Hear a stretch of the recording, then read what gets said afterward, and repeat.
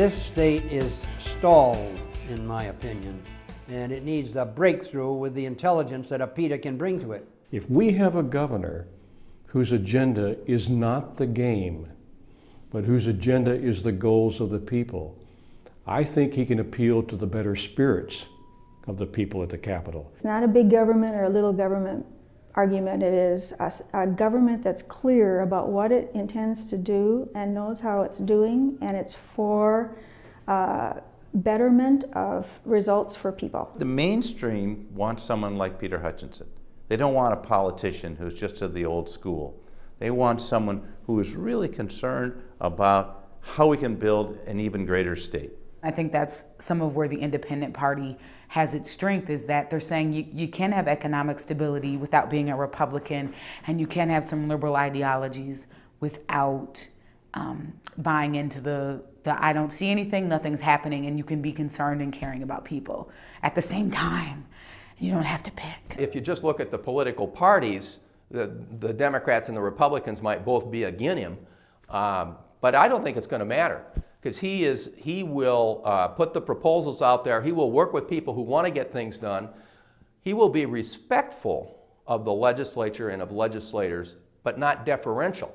Institutions need an external force of intelligence bearing in on them, airing in on them, asking why. You know, he'd say, why do you do it that way?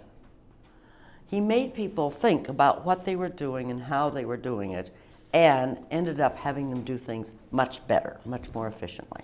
Peter talked about accountability on every level, from the top down. Every staff, teacher, principals, academic soups, all had to be accountable for what it was we were supposed to do, which is to increase student achievement. He will not let those who come to the legislature for their money just say, well, we need more to do the same, or we're going to do less, and so we can take the same amount. We have to absolutely focus on restoring the skills of our workers, our potential workers. We have to make sure that we aren't just number one in the United States. Our kids are learning at world-class standards. We have to make sure that the schools are restored to respect, that our schools are restored to a funding status that will be able to have us have world-class graduates. And I believe, since Peter has that in his heart, in his mind, in his skill set, and he's had experience, he's the guy who can do it. I think of Elmer Anderson and his integrity and his belief in the state and his belief in education. That's the kind of a governor I think that Peter will be. He does not say it's my way or the highway. He doesn't issue ultimatums.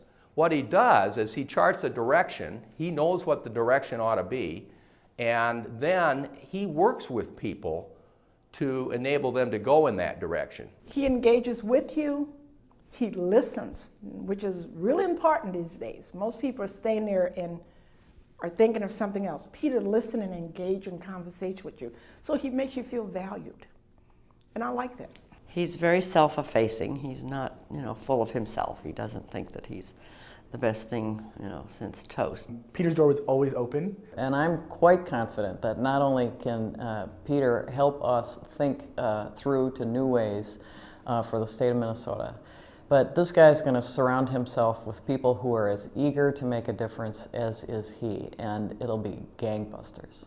He was intelligent enough, but also strong enough to surround himself with people who understood different facets of the educational system, but also life in ways that he didn't. He knows we can do better, and I think he believes we can do better, and we deserve better. If you believe that the two parties have failed us in many ways, if you believe that we've struggled too long with this budget mess in Minnesota, if you believe that partisan gridlock is a bad thing, if you agree that you're not the kind of voter that votes for the party, but you vote for the individual, here's the moment, and here's the candidate. I think that Peter would be the best governor this state has ever seen. And when you believe in something, when you believe in a cause or issue, you can't just stay on the sidewalk. You have to get into the parade. I feel like the state could be a leader nationally in some of the areas that Minnesota historically has been a leader, in both the environment and in education and healthcare. And I really feel like Peter could lead that effort, and I'm willing to stake my own political credibility by, coming out early and supporting him. I have been a Democrat all my life. This year I'm not. I'm an independent. I believe Peter calls himself an independent. I think he's a very liberal Republican. I think he believes in fiscal responsibility. I believe he believes in personal responsibility. I believe he believes in a minimally sized government. That's what I believe. And I think that Peter is right in the center of that target. And that's the kind of Republican that I can support. And I think that once the Minnesota people have a chance to hear him, to see him, to listen to his ideas, to interact with him, it's going to be very clear that there's a third-party candidate out there that's kicking up a trail of fire. Most people in Minnesota increasingly don't care about left or right. They do care about moving forward, and that's what Peter's campaign is all about. What should we be looking for in the next governor of this state? Not left, not right, but forward. And I think people deserve better. I think maybe that's what I would just say. You deserve better, so vote for my dad. Peter Hutchinson, you bet he can win.